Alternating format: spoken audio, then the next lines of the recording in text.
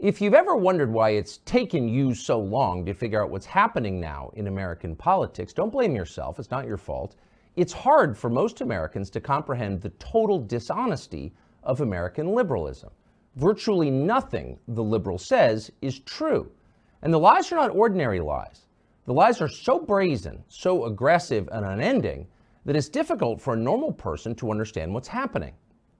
30 years ago, for example, liberals began to lecture us, softly at first and then in an increasingly high volume, about tolerance. How could you have known then that they planned, in fact, to usher in the most intolerant age in American history? They've done that now, but few people saw it coming.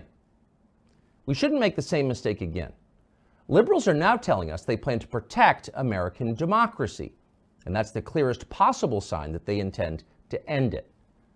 13 months from this week, the United States will hold a national election. In a democracy, citizens can vote for the candidate of their choice. That's not just a feature, it's the defining fact of the electoral system. The people rule. They can send anyone they want to Washington because they're in charge. But this year, in the name of protecting democracy, liberals have decided to strip Donald Trump's name from the ballot in states across the country. Trump is the front runner in the presidential race. He's currently beating Joe Biden in the polls. Yet liberals have decided that you should not be allowed to elect him president. That's not democracy. It's the opposite. It's totalitarianism. Just this morning, Donald Trump appeared in court in New York in a civil case brought by the state's attorney general that was designed explicitly to keep him out of the White House. That case is part of a larger legal barrage against Trump that so far includes a total of 91 felony counts, every one of them politically motivated. But today's civil case is especially absurd. In fact, it's hard to overstate its ridiculousness. In sum, Trump stands accused of inflating the value of collateral used to secure loans that he has already paid back with interest. In other words, there is no injured party in this case. The biggest banks in the world assessed the risk and they made a profit, as they almost always do. Not a single person was defrauded. For this non-crime, Trump and his children are in the process of losing their homes and their businesses. Here's MSNBC's live coverage of the hearing today. And as you watch, pay special attention to the judge in the case, Arthur Engoron. And there you see President Trump, the former president, I should say, next to his attorney, and that's Chris Kise, who we expect to make the opening statements here. And then this, Judge Engoron, I guess, is Judge Engoron. There he is, the judge, mugging like he's on stage in a middle school play, grinning, preening for the camera. Arthur Engoron is thrilled to be on MSNBC. It's nauseating. This is not a legal proceeding. This is a grotesque parody of the system that our forefathers created, the fairest in the world, that in the years since has been seized by power worshipers like Arthur Engoron. This is a dangerous moment. Without a legitimate legal system, people will no longer follow the law and the country will collapse. This is not about Trump. This is about preserving the United States of America. But Trump is at the center of the story. And so today, for an overview of what exactly the strategy to prevent Trump from running for president and to end our current system, we turn to Victor Davis Hansen, who joins us now. Professor, thank you very much for joining us. Thank you for having me, Tucker. Before we get into the details of the legal assault on Trump, which in my view isn't really about Trump, tell us what you think is at stake here. What's the overview? Well, I think they've come to the conclusion that Trump represented an existential threat, and by association, half the country did to their vision of what they want to transform us into. And so they feel that any means necessary are justified by their noble spiritual ends. And therefore, they call it critical legal theory. Just essentially, Tucker says, there's rules against stealing only because rich people don't steal, and therefore it's okay to steal. And modern monetary theory says print as much money, and eventually rich people will have to pay higher taxes or have their 401ks appropriated. Same thing with the border.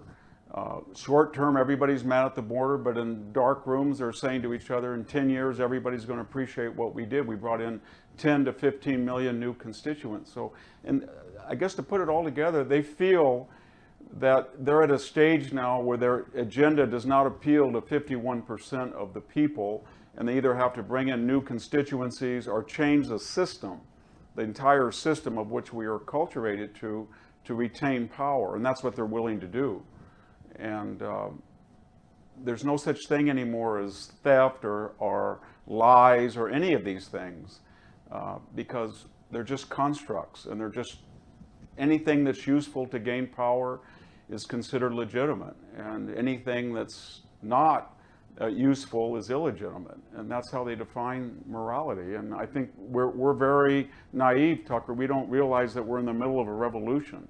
We think that we're still playing within the same sidelines or parameters, and it's not. Everything's under negotiation, whether it's the Senate filibuster, the Electoral College, new states coming in, the size of the Supreme Court, voting IDs, the genders, the foundational data of the United States, pronoun usage, from the trivial to the existential. We're in the middle of a cultural, economic, political revolution, and I think we got to wake up. I mean, I suppose the danger is that if the average person decides that the system is illegitimate, it's not fair, it doesn't have any meaning beyond the political desires of the people administering it, then what prevents the average person from resorting to violence? In other words, if you have no power, if your vote means nothing, if the system is BS, then why don't you take up arms? Seriously.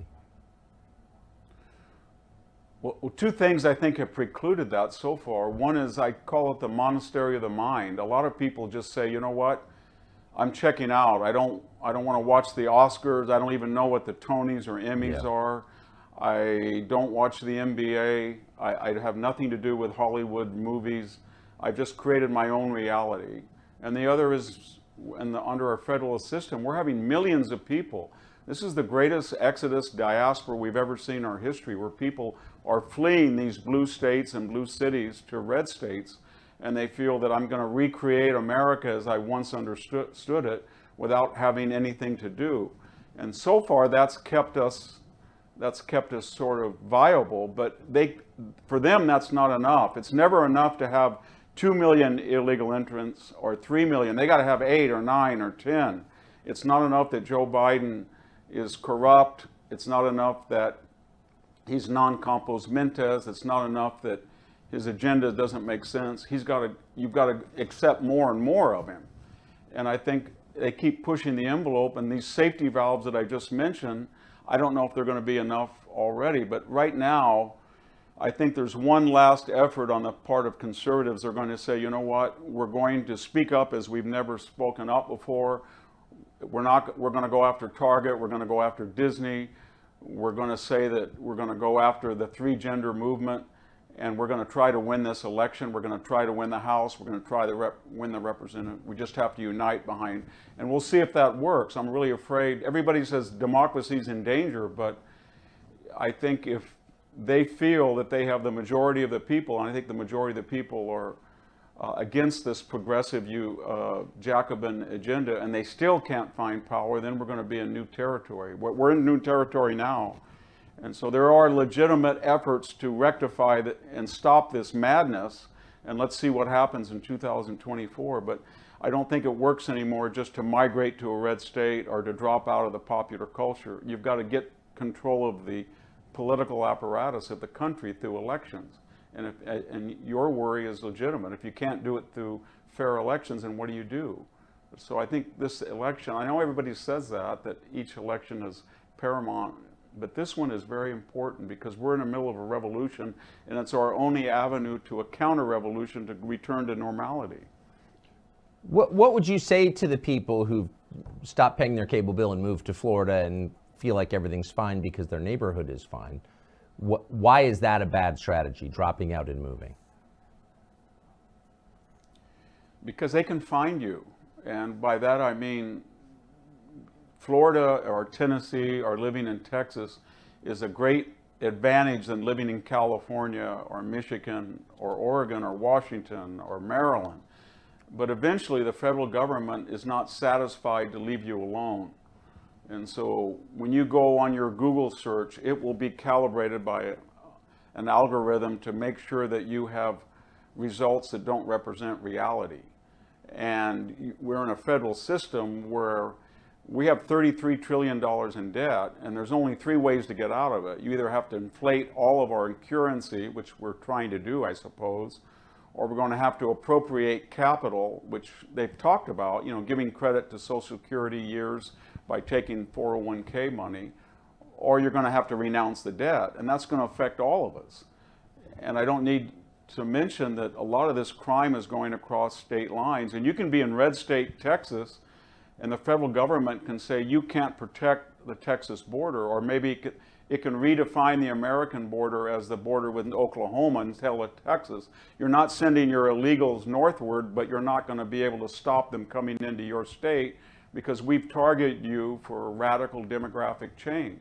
So it's a stopgap sanctuary, but it shouldn't lull us into the idea that it's a solution. The solution is to take back the Congress, to ensure the Supreme Court is a traditional Supreme Court, and to win the presidency. But unfortunately, the Republican Party, which we all look to, I don't look to it very much anymore, has lost 7 out of the last 8 popular votes, hasn't won 51% since George H.W. Bush did it by bringing in Lee Atwater in 1988. And then we decided we don't want to ever win that way again. It was too ugly, they thought.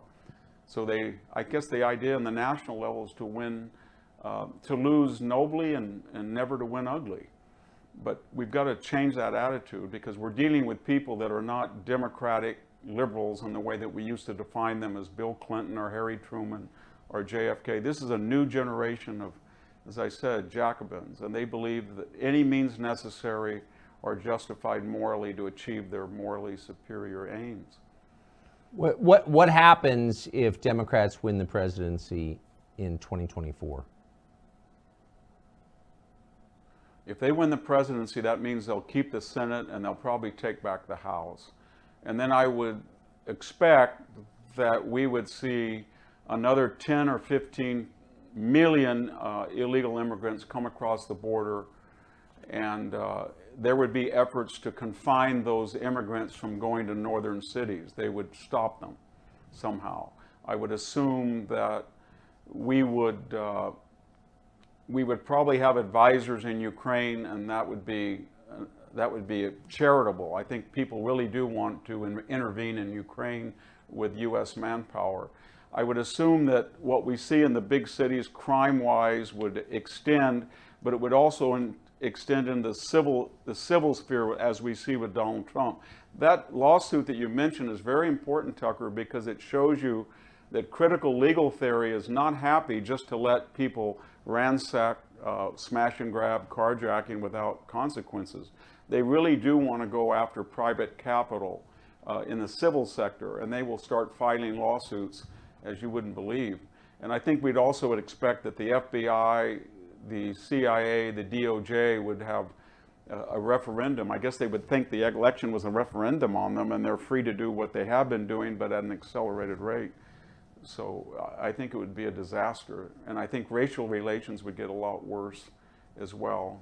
They're getting bad now once we gave up the idea of ecumenicalism and turned to racial essentialism is what the Democratic Party is forced down everybody's throats. So it's going to be scary if they win, because that means they'll probably take the House and the Congress, the entire Congress, and there won't be any redress of grievances. I don't see it, but I don't think they will because they don't have any popular support. Every single one of Joe Biden's issues, economy, crime, energy, foreign policy, the border, he's polling 30 or 40%.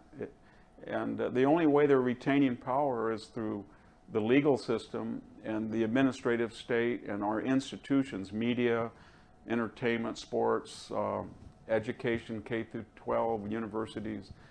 And it's kind of an artificial way of getting power without popular consent. That's why I think you were right on when you said they don't believe in democracy. In fact, op-ed writers in the New York Times will say that now, that democracy is a flawed idea, because it doesn't any longer ensure the result that they have to have. Like good Bolsheviks or good Jacobins, they eventually always turn on elections. They don't want them. And so we'll see. It's going to be a very explosive. I hope everybody can keep their head, because I think the next 12 to 18 months are going to be the most explosive in our history since the Great Depression. Do you think Trump is leading now? What do you think would happen if 11 months from now Trump were still leading? Yeah, well, we're uncharted. We have no idea about this election, Tucker, because first of all, we've never had a president running against an ex-president, number one. Number two, we've never had an incumbent president that is utterly corrupt, like Joe Biden, and has lost all of his, or most of his, cognitive facilities and is very unpopular. And yet we've never had a challenger who has been the victim of lawfare and is facing 91 indictments. And every time people say they wouldn't dare do this. Fani Willis wouldn't dare. Letitia James is just an absurd prosecutor. She wouldn't dare. Alvin Bragg is a buffoon. He wouldn't dare. Jack Smith is a partisan. Every time people say that, they do. And so I don't know if there's a strategy to keep Donald Trump either out of a gag order or out of confinement at Mar-a-Lago or out of jail. So you can see where we're headed to, where Joe Biden isn't really a viable president anymore. He's a construct. He's being used by the hard left, by the Obamas and the Elizabeth Warren, Bernie Sanders squad wing of the Democratic Party. And it's getting to the point of caricature. So you put all of those things together and add in a Kamala Harris that frightens everybody, because we've never had such an incompetent vice president, I think, and one so unfit to be president. And everything, all bets are off. It's like putting a group, all sorts of ingredients of explosive into a kind of device, and it's going to blow up, I think, somehow. But I don't think we can predict what's going to happen. It's just too volatile. I think the left feels that they want to push the envelope. They want to take the leading Republican candidate and they want to create charges against him, which they know they would have never lodged had he just said, I don't want to run for president. They would have let him alone. So these are patently political, and they want to destroy him psychologically, financially, and of course politically. And they think they can get away with it without a pushback, and we'll see.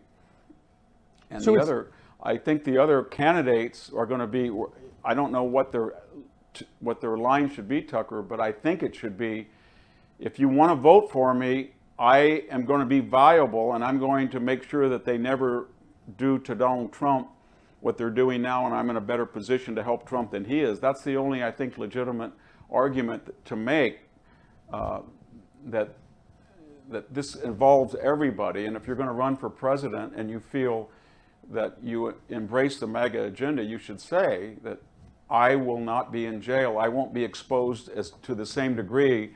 And if I can survive, I will change the system and make sure Donald Trump is exonerated and no one else has to face this. But otherwise, it's going to be a very complex, bizarre, baffling period. I don't think the founders had, this is their worst nightmare, 2023-24. I don't even think you'd have to support Trump's agenda or Trump the man to see this as an assault on a centuries-old system that's worked better than any other. And I wonder why almost nobody in Washington seems to see that or be willing to say it out loud. Yeah, the only question I have about that is I don't know why they did not go to the same extremes. They did go to extremes against McCain and Romney, etc.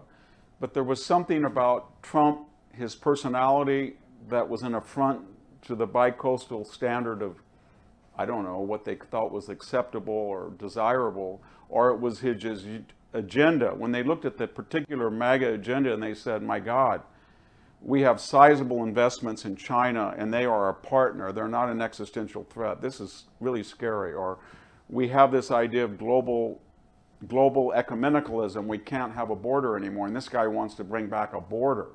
Or we have this idea that how we look or our race is essential, not incidental to who we are. And he would want to bring back this crazy melting pot and destroy the entire woke movement. So I think it did represent to them a DEFCON 1, and they said, we can't have this. And it would have been all right, Tucker, had he been a third party Ross Perot. They dealt with people like that in the past, and they'd already been able to handle them. But he won the Republican nomination, got elected, and now he wants to be back. And they just said, we're going to do everything possible, and we're going to even reject our prior democratic liberal heritage of, ACLU, free speech, and transparency, and the church committee investing. All of that's off the table. We don't want to do any of that anymore. We're going to do anything necessary to destroy this guy's vision and the other candidates who share his vision. Because if we don't, we're going to go back to an America that we didn't like when it was there, we don't like now, and we sure as hell don't want it to be an America in the future like that. I think even people who are skeptical of the claim that the last election was unfair or rigged have concluded that it was in fact unfair, and the federal agencies got involved in a partisan way. It was not a free and fair election. Given that that system is still in place, you think it's possible for a Republican or Trump specifically to get elected in 2024? It's very difficult. What the left did was absolutely brilliant, Tucker. They seized on this Sidney Powell, Lynn Wood, Kraken, Dominion voting machines as representative of all of the questions about the election, when most people said the election was lost by the time we got to election day. Yeah. Because 70% of the voters had voted not on election day, and that never happened in American history. It was always 30% absentees, 70% in most states on election day. But they systematically used COVID as an excuse and went into about 9 states and changed the voting laws. And I mean by that the error rate for mail-in ballots dropped exponentially as the rejection rate did, as they were swarmed by them. And they were bragging about it. Mark Zuckerberg was bragging about spending $419 million to absorb the work of precinct workers in key states. Molly Ball, as you remember in that Time essay, just gushed about how they had outsmarted these stupid conservatives, and they had coordinated the Chamber of Commerce, the street people, Antifa, etc., to modulate the demonstrations and to suppress free speech. And when Twitter is being controlled by the FBI to the tune of $3 million being paid off for their own contractors to suppress streets, or Google is manipulating searches and ads and everything, that's what destroyed the viability of a fair election. It was done before election day, and we were all asleep, or some of us, I know you were yelling about it, I was trying to yell about it, but we couldn't get through to anybody that they would be that audacious or that successful. Nobody thought they were capable of that, and yet they were. So why have Republicans in Washington done nothing meaningful to fix any of that? I think the traditional answer to that is probably accurate, that there's a culture that is created, and it's kind of a lose nobly, avoid winning ugly, profit both financially and psychologically, the status quo, and they feel that their own constituents, some of the Republican constituents, are kind of out there and an embarrassment to the type of culture and environment that that they operate in Washington. And so the sense is, I'm not going to be too affected by the left-wing takeover, because I know I can make the necessary adjustments in a way that my constituents can't. And so I think there's sometimes in the case of somebody like Mitch McConnell, it can be overt, but in other cases it's pretty clear as well. And that's been going on for a long time. And the problem we're having now is that you need leaders who are trying to tell people we are in a Jacobin takeover of this country, and the old get along at any cost does not work. And I don't think people want that disruption in their comfortable lives in Washington. I mean, if you say to somebody in the Republican establishment, you've got to break up the FBI, you've got to take the headquarters and put it in Kansas City and farm out the divisions to other cabinet posts to prevent that concentration of really dangerous power. You've got to do something with the CIA. You've got to do something with the DOJ. We've got to have massive legal reforms. I don't think they're up to that. I really don't. I don't think they're up to being trashed in the Washington Post or the New York Times, or not being invited to a particular guest spot on a network news, or being shunned by NPR and PBS. They're just not up to that, or having their books trashed by book reviewers on the left. They don't want that. There's a few that do, and but until we get a lot of people who say, you know, you on the left culturally have nothing that I want, and so when you hate us and call me names and you lie about, I take that as a badge of honor. I don't try to provoke you. I want to get along with you, but you have no cultural influence over me anymore, and I'm going to be an advocate for returning to the country to the principles upon which it was founded. I think that's what people want to hear, and I think in 2024 they'll hear that, and they're going to have to, each person according to their station, Tucker, stand up, give money to the cause, write letters to the paper, volunteer to work at precincts, monitor what the left is doing with mail-in ballots. And you're starting to see that grassroots interest, but the question is, will it be in time and of a magnitude that will stop this? So, to the hearing today in New York, the civil case against Trump, my read of it is that it's ridiculous. The premise is absurd. Am I missing something? Is there any merit, do you think, just as objectively as you can, to this suit? Well, I mean, in a larger sense, no, because you can ask yourself two questions.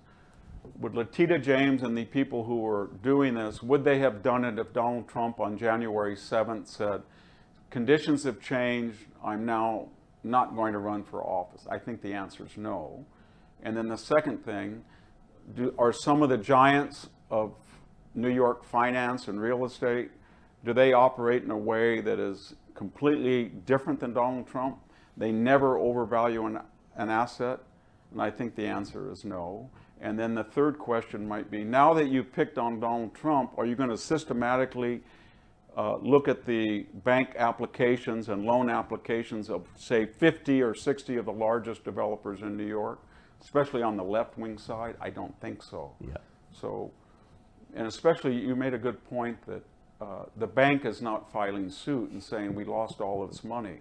And then we have to juxtapose it, Tucker, to what we're witnessing on the other side with somebody like Sam Bankman-Fried that was put on house arrest on the Stanford campus. We now know about his parents, two renowned Stanford law professors that were grifting off their own son and siphoning money from his company as it was collapsing, which was a big bundler and provider of millions of dollars for the Democratic Party.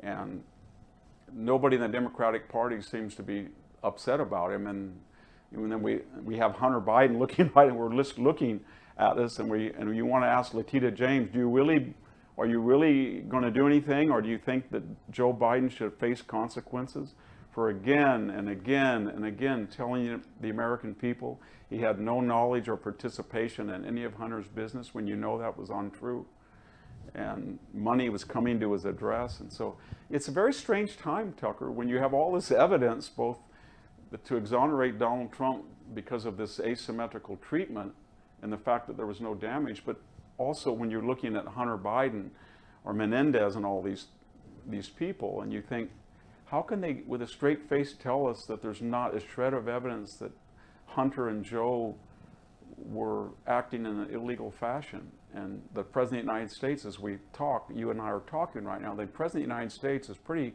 clearly, as Vice President, was utterly corrupt and has never accounted for that. And nobody on the left cares about it. And more importantly, the judiciary or the prosecutorial arm of the United States government is protecting him.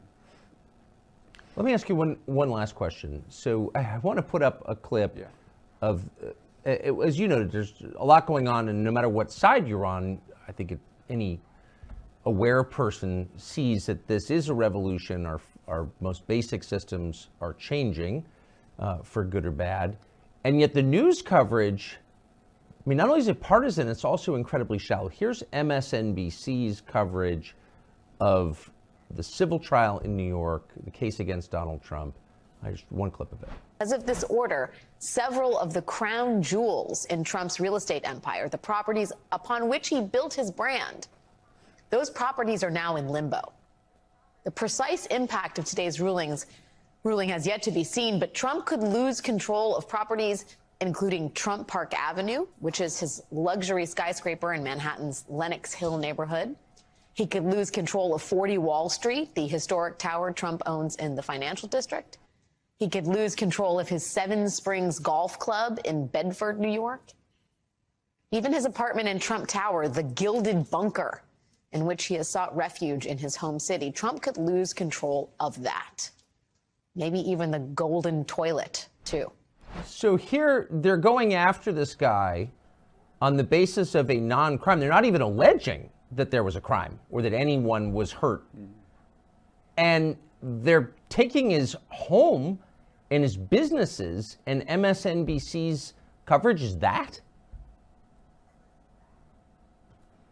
Yeah, I mean, what MSNBC just told us is that we are not only fine with, but we promote the idea that government can go into a business, all of the business, and appropriate it and destroy it without cause. And we think that's not only good, but funny, because we're going to throw a little fillip about a golden toilet. Ha ha. And the idea is that we now have the power to do this, and because we have the power to do it, it's moral and right. And if you don't like it, what are you going to do about it? Exactly. And the answer is, what are we going to do about it?